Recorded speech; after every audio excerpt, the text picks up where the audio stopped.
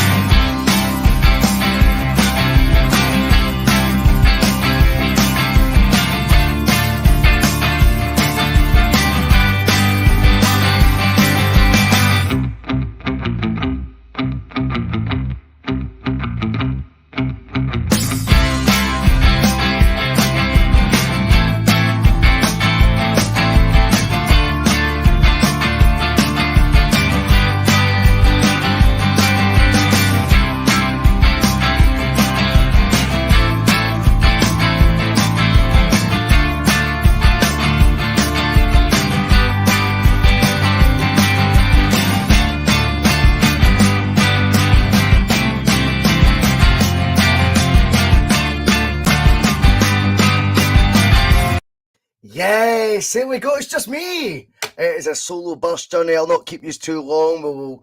We'll call it about 10-2 so we can watch the sort of You'll Never Walk Alone, all that carry on. But the excitement's just got to me. We have spoke for so long about this being the dream lineup we wanted to see Celtic do. They've went and done it. And I knew there'd be people wanting to share their excitement with the bus before we went on. It feels like we've petitioned for this. It feels like we've campaigned for this for a long time. Tonight, Ange has delivered in the toughest club competition in the world. The Champions League, and Celtic have decided to go all out. All the chips are in. And I've got to be honest, I just think Postecoglou deserves a heck of a lot of admiration for having the courage of his convictions, first and foremost. Secondly, I think he deserves a hell of a lot of respect for his bravery, because what he's doing tonight is absolutely unprecedented, I think, for a Champions League game. You know, when you've went as long as this with KYOGO and Chaos and always been sort of, you know, and we've got to be honest on the bus here as well. Sometimes we've put it down to favoritism and things like that, or we've put it down to stubbornness on Ange's part. Well, Ange's blown all that out the water, and I'm not afraid, or certainly too proud, to go, do you know what, Postecoglou, fair fucks to you, mate, because tonight you have really decided to roll that dice. And I'm excited because that Celtic lineup, when you look at it, I mean, I was joking on Twitter earlier when I was saying, you know, this could be, you know, when I predicted famously a year or so ago, I say famously, it wasn't really famous at all.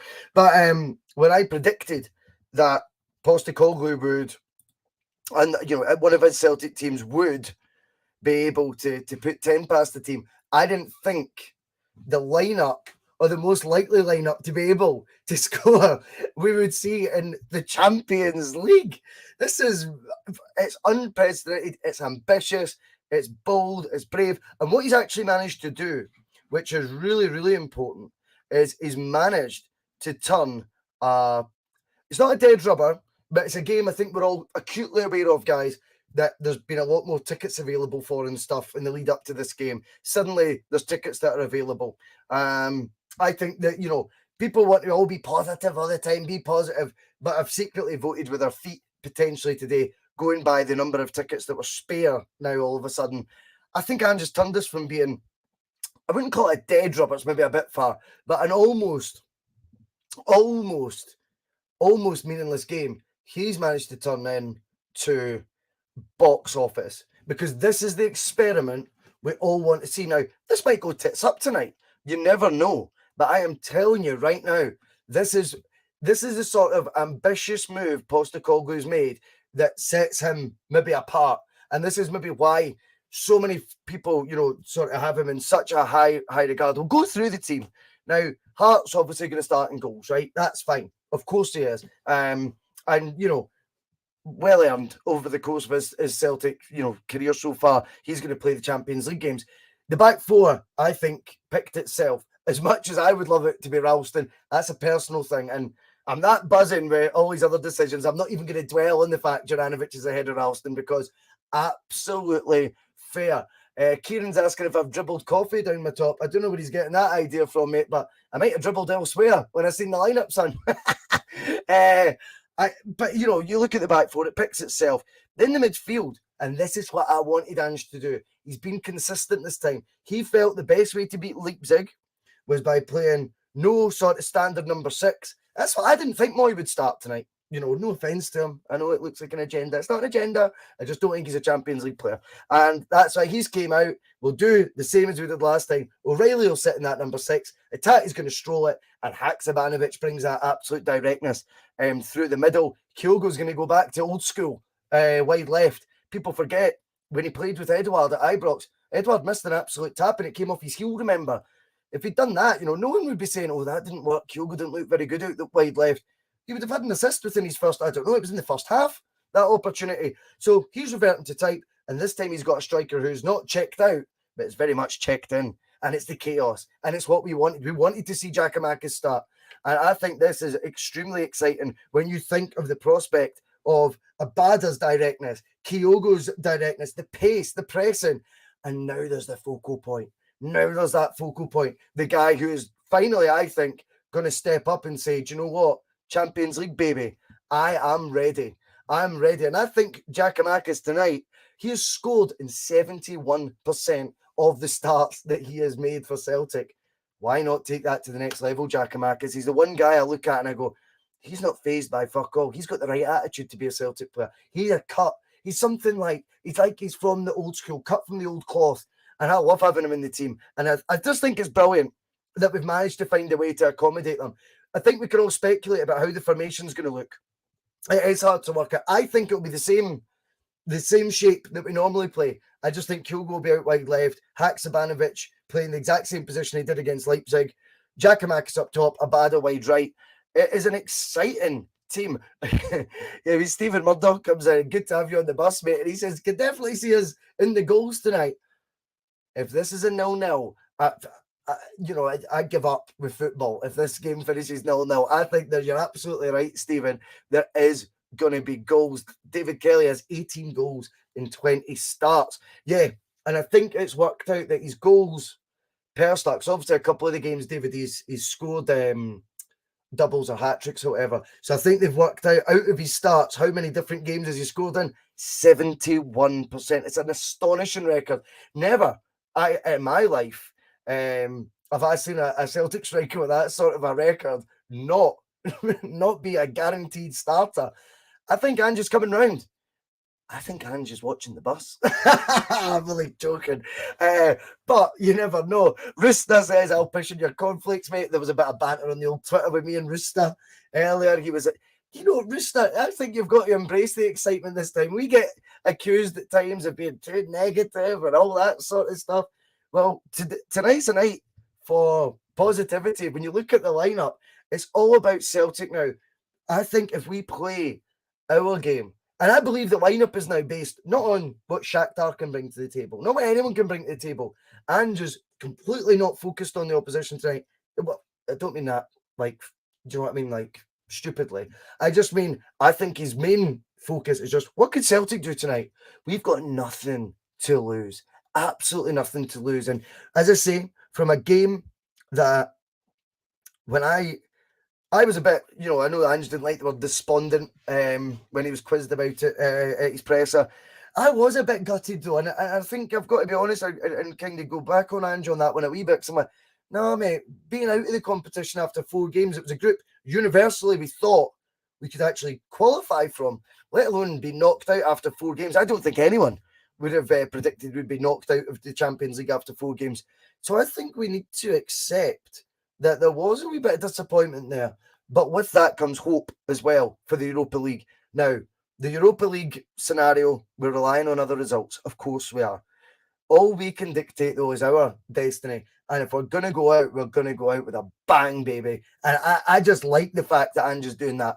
Go out in your shield. It's a brilliant, brilliant lineup, this. It's exciting. And I think as well, it's a coming of age for players. See like of O'Reilly in attack. If we are to get the win, and I'd love to know your predictions in the comments, what I would love to ask you guys is, who's feeling more confident now seeing that lineup than what they were before? And does that not tell you a wee bit that maybe we all kind of wanted to see somehow him coming up with these sort of combinations in the starting 11? Ironically, we also have to say, I'm not sure this would have happened had our Captain Marvel, our most important piece of the puzzle, Callum McGregor, wasn't injured. But with that comes opportunity. And what we're now seeing is, I think when you look at it, when you look at the wide areas, and I agree with you, by the way, I could see Roosters came in saying again, he thinks of the standard 4-3-3. I agree. Hacksaw, it is midfield. He's almost playing like a number 10, mate, isn't he? He's going to be running in and around Giakoumakis again, a focal point. Somewhere if we need to go that long sometimes, I just think now we've got the buzz bombs running about Giakoumakis. See his flick-ons. See all these wee aerial duels that he wins. And I'm not saying they're always perfect layoffs. He's not in Sutton's league for all that stuff where they were almost inch perfect at times. But I think there's enough pace, enough intensity with the rest of them, enough pressing going on that when Giakoumakis does win an ugly one of these headers or whatever, we've now got options to be in at the end of them.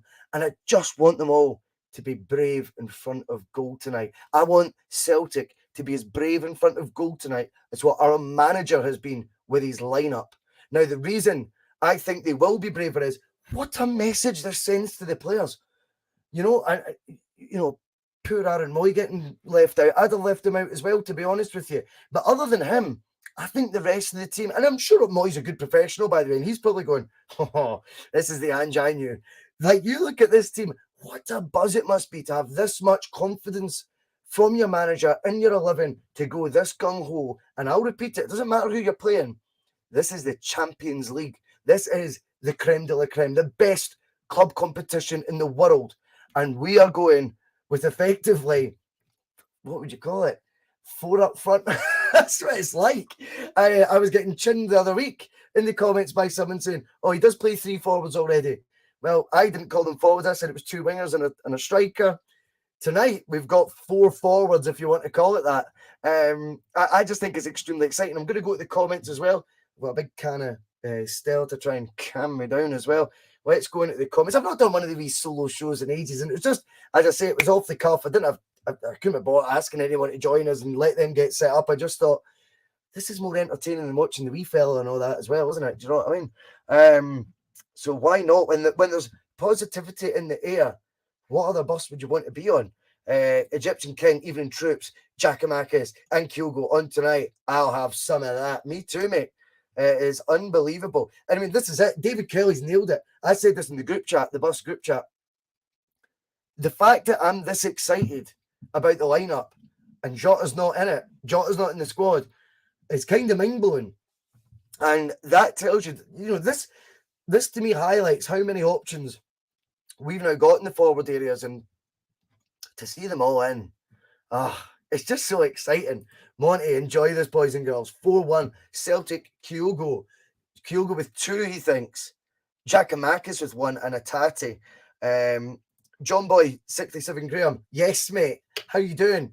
He wants Celtic to be clinical tonight as we will create plenty of chances. If this team doesn't create chances, and, well, I give up, as I say, with football, full stop. I think there's a real rock and roll feel to this. I feel this is the most I've seen the Ange Postecoglou we were kind of promised at the start. And by the way, we've played some scintillating football under Postecoglou over the last 18 months. No one disputes that.